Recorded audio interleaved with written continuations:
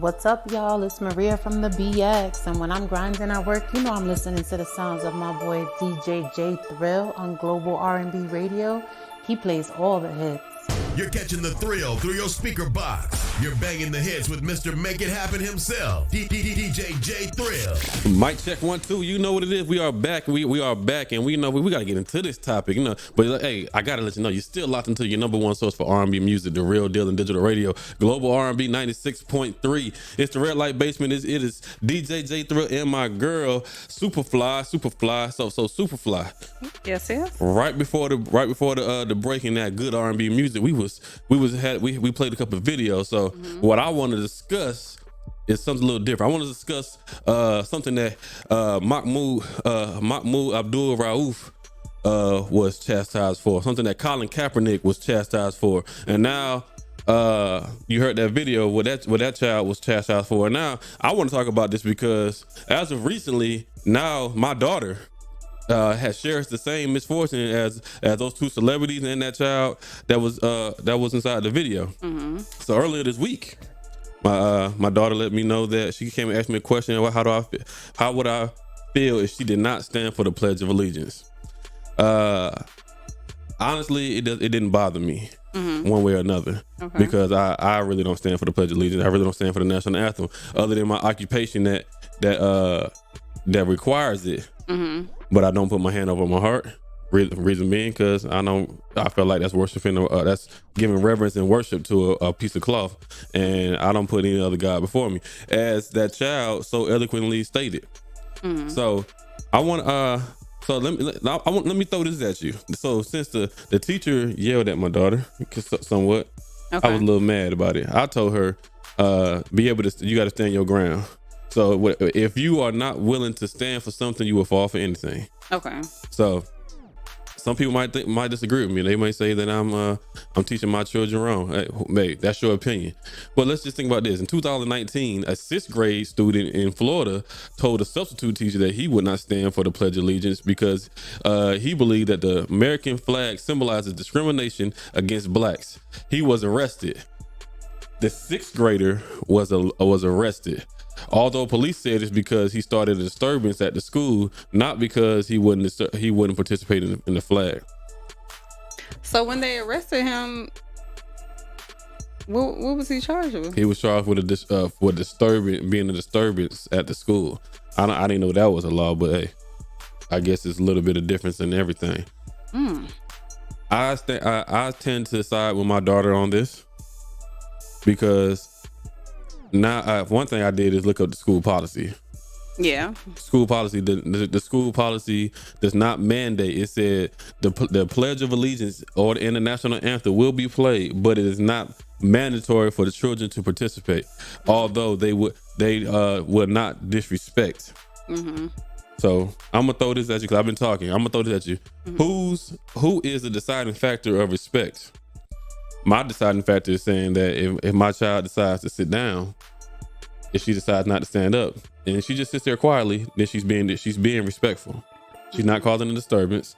She's not talking. She's not playing around or making noise. She's showing respect, but she chooses not to stand for the national anthem or the pledge. But some people are so tied to it that even just sitting. Yeah, I know. Or not saying it, they're gonna take it as disrespectful. So that's why I said, who is that deciding factor of it, of respect? So, and some schools now, they have it where they say you could stand or sit, but you don't have to say it.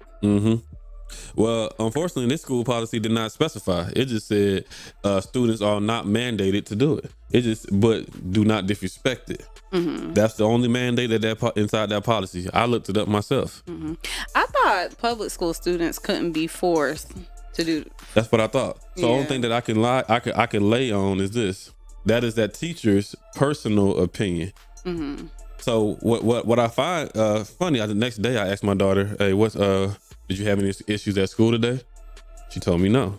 I said, "Why is that?" She said she had a substitute. I said, "Okay." The original teacher that yelled at her was not there. That said that it's unacceptable for her not to stand wasn't there. I said, "Okay." So the following day, I asked her again. I said, "Did you have any issues?" She said, no, sir, but my teacher did talk to me. I said, okay. I said, what the teacher said? The teacher said that did you stand for the Pledge of Allegiance for the substitute? And my daughter said no. She like, I found out, I was like, okay. So this is what got a little sticky. The substitute teacher was the assistant principal. The assistant principal is black. So the teacher asked, did you stand for the Pledge of Allegiance when Miss So-and-so, the assistant principal, was inside the building?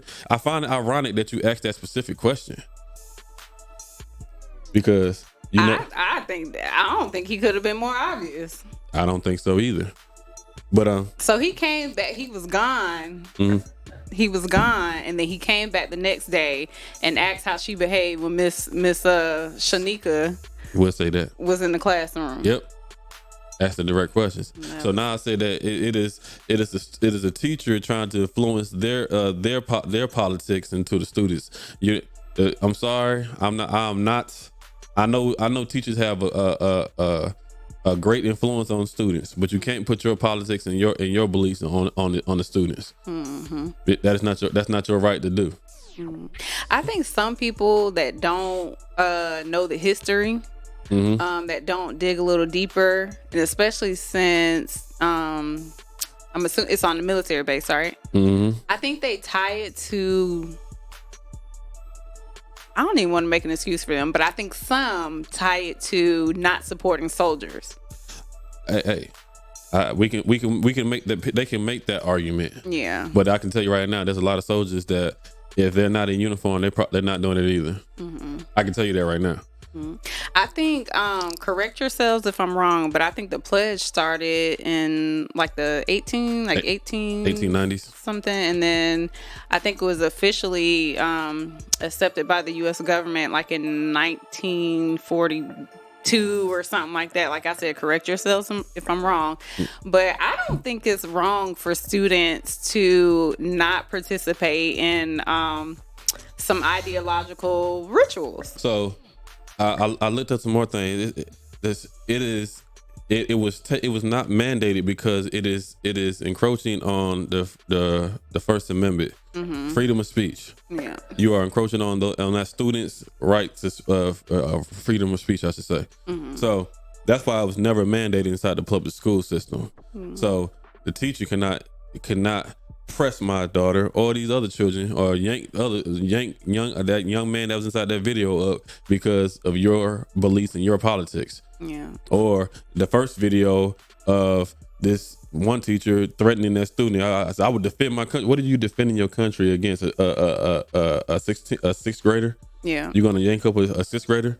Oh man, you big and bad, man. Yeah. You big and bad. Exodus 20. The verse Exodus 25. You should have no other gods or idols above me. That's why I don't put my hand over my heart. I don't give any reverence to a flag. Yeah, I think some of these rituals, I'm like, we quiet during the national anthem. I try to sing a note or two. Something. It depends on who's singing. I told my daughter, why do I care about the national anthem when I know the third stanza it directly correlates with slavery.